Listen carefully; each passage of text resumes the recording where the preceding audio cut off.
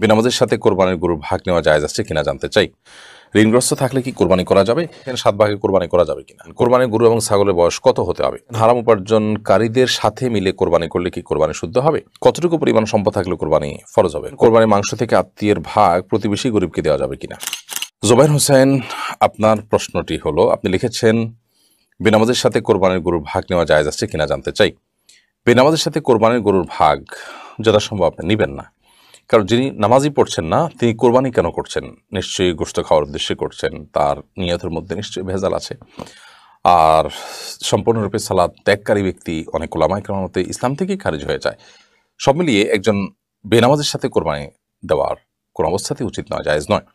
বরং একজন দিনদার মুত্তাকি পরহেজগার মানুষের সাথে কোরবানি দিবেন, এবং যৌথ কোরবানি দিতে হলে একটা গরুতে কয়েকজন মানুষের কোরবানি দিতে হলে সেই ক্ষেত্রে এই বিষয়গুলো দেখে নেবেন যে লোকটা নামাজি কিনা, মুত্তাকি কিনা, গোশত খাওয়ার উদ্দেশ্যে করছেন না কোরবানি তার উদ্দেশ্য, এগুলো দেখে তারপরে কোরবানি করতে হবে।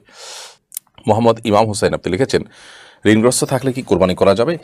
ঋণগ্রস্ত ব্যক্তি কোরবানি করতে পারেন যদি ঋণটা এ পর্যায়ে থাকে যে তার ঋণ এর সাথে কোরবানি করা না করার কোনো সম্পর্ক না থাকে, অর্থাৎ তিনি কোরবানি করার ফলে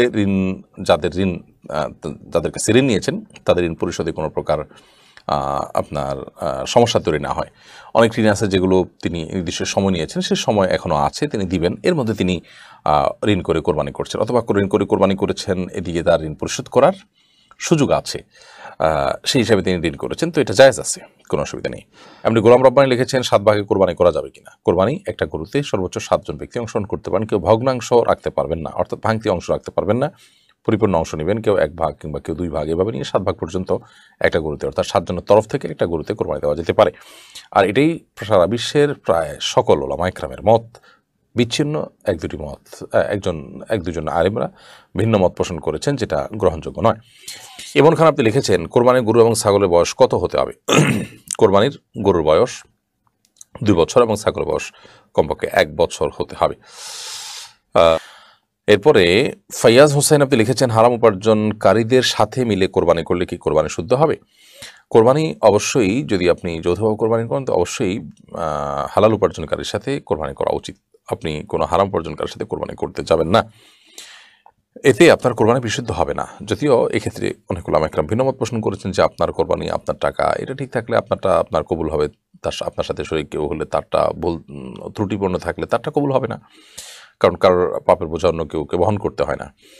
আবার যে সমস্ত ওলামায়ে কেরাম বলেন যে না, কোরবানি বিশুদ্ধ হবে না, বিশেষ করে ফোকাহ হানাফ, এই সমস্ত ক্ষেত্রে হারাম উপার্জনকারী কিংবা কেউ গোশত খাওয়ার উদ্দেশ্যে কোরবানি করছেন তার সাথে কোরবানি দিলে কোরবানি হবে না বলে মত দিয়ে থাকেন। তো এই মত এর যৌক্তিকতা হলো যে এখানে পশু মূলত জবে হচ্ছে একটি, অতএব এই একটির মধ্যে যখন ভেজাল হবে, আল্লাহর নামে ভেজাল কোনো কিছু গ্রহণ করে না, বিধায় আমাদের উচিত হবে হালাল উপার্জনকারীর সাথে কোরবানি দেওয়া এবং মুত্তাকি পরহেজগার মানুষ তুলনামূলকভাবে খুঁজে বের করে কোরবানি দেওয়া। আর সবচেয়ে ভালো হলো একাকি কোরবানি দেওয়া, সেটা প্রয়োজনে একটা ছোট ছাগল হোক না কেন।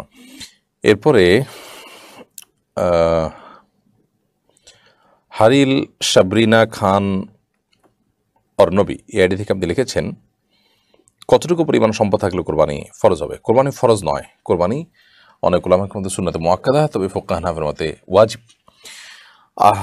ওয়াজিব যেহেতু, অতএব ওয়াজিব হবে হলো জাকাত দেওয়ার মতো সম্পদ, অর্থাৎ জাকাত ফরজ হতে যে পরিমাণ সম্পদ প্রয়োজন হয়, 7.5 ভরি স্বর্ণ কিংবা 52.5 ভরি রূপার সমমূল্য যদি কারোর কাছ থাকে, 52.5 ভরি রূপার বাজার মূল্য বর্তমানে 70 থেকে 80 হাজার টাকা প্লাস মাইনাস। এই টাকা যদি কারোর কাছে কোরবানির মৌসুমে থাকে তার উপর জন্য কোরবানি করা ওয়াজিব, ঋণ মুক্ত যদি থাকে এই টাকা। সিগমা জাহান লিখেছেন কোরবানির মাংস থেকে আত্মীয়ের ভাগ প্রতিবেশী গরিবকে দেওয়া যাবে কিনা? দেওয়া যাবে।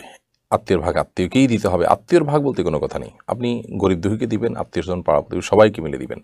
অতএব এখানে প্রতিবেশী আত্মীয় সবার জন্য একই ভাগ, অতএব আত্মীয়কে না দিয়ে প্রতিবেশীকে বেশি দিলেন বা প্রতিবেশীকে না দিয়ে আত্মীয়কে বেশি দিলেন, কোনো অসুবিধা নেই এর কারণে।